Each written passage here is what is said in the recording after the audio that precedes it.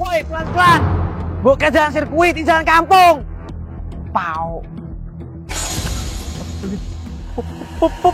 Pocong! Anakku!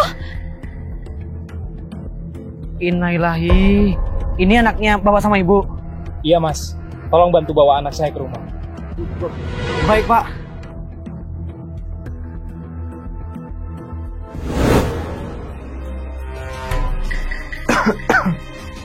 Makasih ya mas, sudah membantu. Iya pak, sama-sama. Pak, kenapa ya jenazah anaknya nggak langsung dikubur? Belum saatnya. Masih harus dirawat dahulu. Dirawat? Maksudnya pak? Mas mau nggak bantu ngerawat anak kami? Nanti kami bayar, Mas. Tapi maaf ya Pak, Bu. Saya udah ada kerjaan lain. Ya udah, saya duluan ya. Assalamualaikum. Waalaikumsalam.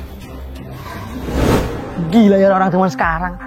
Masa iya jenazah dirawat? Tapi kasihan juga ya sama bapak ibu itu. Astagfirullahaladzim. Kamu kan? Iya mas, tolong rawat tubuh saya. Kasihan orang tua saya. Pak, setelah saya pikir-pikir, saya butuh uang tambahan Pak. Jadi saya mau membantu mengurus anak bapak. Kamu beneran lu? Iya Pak. Tapi apa yang harus saya lakukan Pak? Tidak banyak. Hanya lap-lap badannya saja. Baik Pak.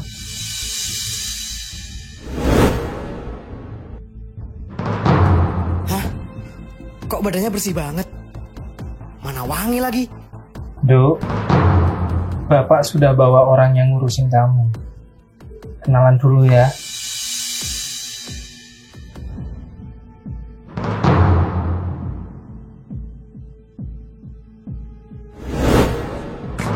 Kamu ngapain dari rumah itu? Saya... Kamu pesugihan kan? Astagfirullahaladzim Pak. Jangan sembarang ngomong Pak Ustadz. Dari dulu saya perhatikan, kayak ada yang aneh dari keluarga itu.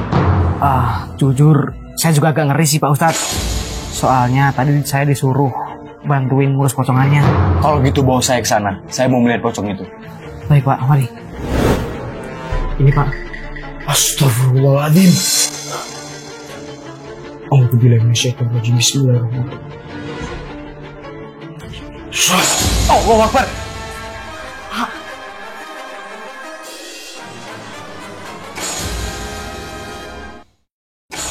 Pak, ini kenapa Pak? Tenang Mas.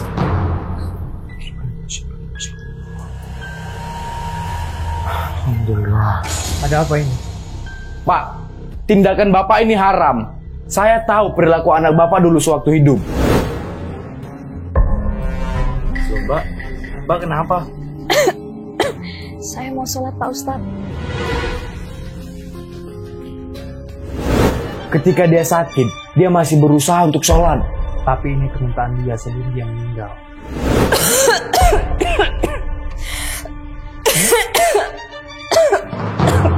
Nak, kamu kenapa nak? Pak, nanti kalau aku udah nggak ada, aku bakal tetap pengen ada di samping mama papa. Pak Jo, kasihan arwah anak bapak.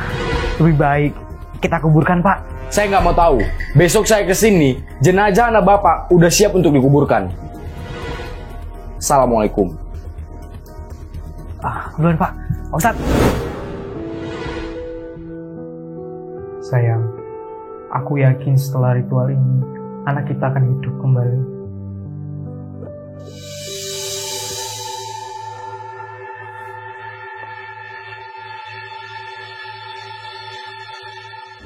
Assalamualaikum. Pak Jo, insya Allah setelah ini arwah anak Pak Jo bakal tenang di alam sana. Iya Pak, jangan diundur lagi. Mas Gondrong, tolong bantu saya. Baik Pak. Astagfirullahaladzim. Pak Ustadz.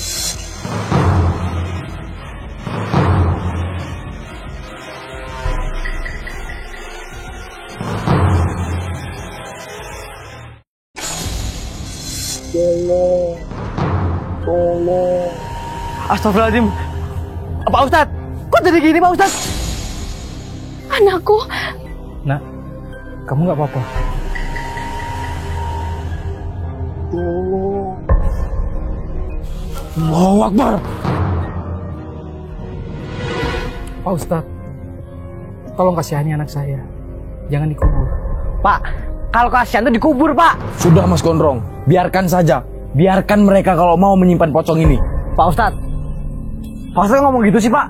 Saya sudah nggak peduli Mas Gondrong. Biarkan mereka yang menerima resikonya. Assalamualaikum. Tenang ya Pak, Bu.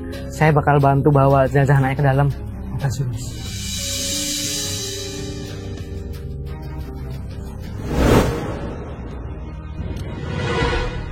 Astagfirullahaladzim. Pak, kok mukanya marah-marah Pak? Perasaan kemarin mukanya bersih deh Pak. Beginilah yang terjadi jika seseorang yang seharusnya belum dikubur dipaksa untuk dikubur. Tapi masa nggak dikubur sih Pak dia? Ya, mau gimana lagi? Ini sudah permintaan terakhirnya. Gitu ya Pak. Yaudah Pak, saya pulang dulu ya. Tunggu Mas. Mas percaya perkataan Ustadz tadi? Enggak kok Pak. Yaudah Pak, saya pamit dulu ya. Assalamualaikum.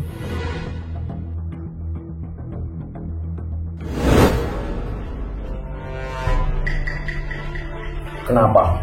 Kamu mau lepas dari ilmu hitam? Jujur, saya masih bingung Pak. Apa yang sebenarnya terjadi di rumah Pak Jun? Sebenarnya mereka itu salah paham. Yang bangkit itu gak mungkin anaknya. Itu pasti makhluk halus. Saya tahu ada makhluk aneh yang mengikuti anak Pak Jo. Mbak, coba pakai cincin ini. Siapa tahu membantu. Baik Pak Ustadz. Pak Ustadz, emangnya ada apa dengan cincin itu? Saya menemukan cincin ini di dekat rumah Pak Ju. Pasti ada hubungannya dengan dia. Terus kok sekarang ada di Pak Ustadz? Tiba-tiba cincin ini kembali lagi ke rumah saya. Sejak saat itu saya tahu bahwa anak Pak Ju diikuti sama makhluk halus. Coba kamu beri cincin ini ke anak Pak Ju. Baik Pak. Assalamualaikum. Waalaikumsalam. Masuk aja Mas, gak dikunci pintunya.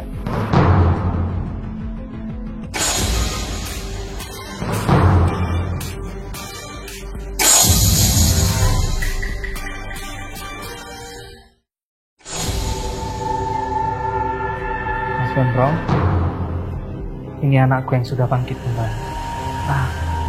Halo Mbak. Mas, tolong pilihkan baju yang cocok untuk anak saya ya. Baik Bu. Mari Mbak.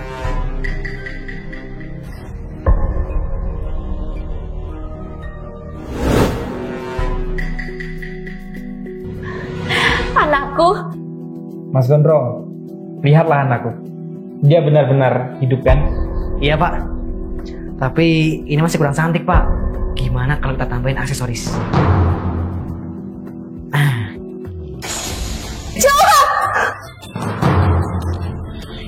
Apa?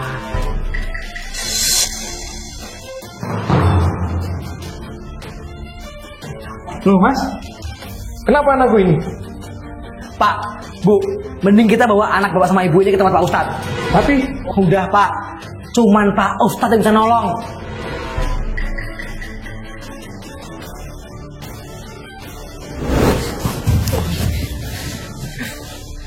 Ada apa ini? Pak Ustadz, tolong bantu anak saya Pak Ustadz. Tadi dia sempat bangkit Pak Ustadz.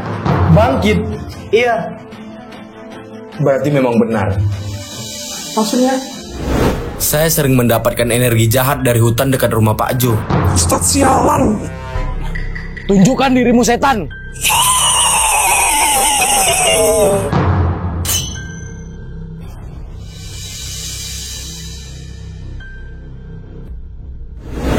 Sejak itu, saya tahu bahwa cincin yang dipakai anak bapak itu untuk menangkal setan.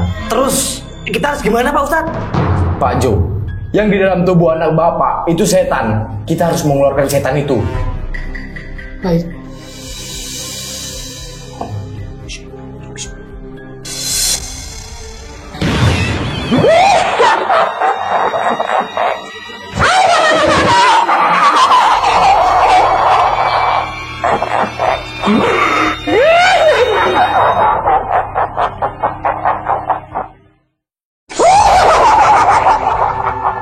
Oi setan, ngapain kamu di sini? Itu pasti setan yang ada di dalam tubuh anak Pak Jo. Pak Jo, bener kan Pak? Apa yang dibilang sama Pak Ustadz? Sebenarnya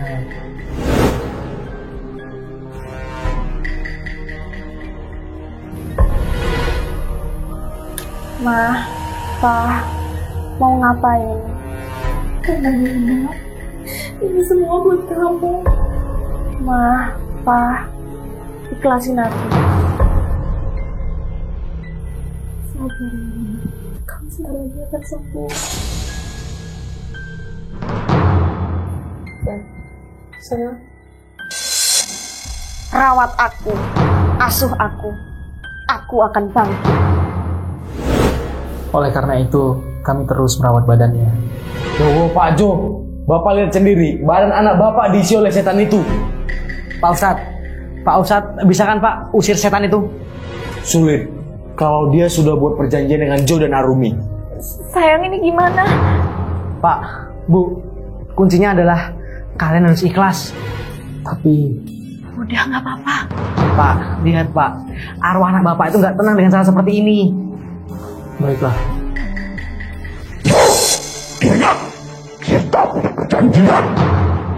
aku emang ingin anakku sembuh, tapi tidak dengan cara seperti ini.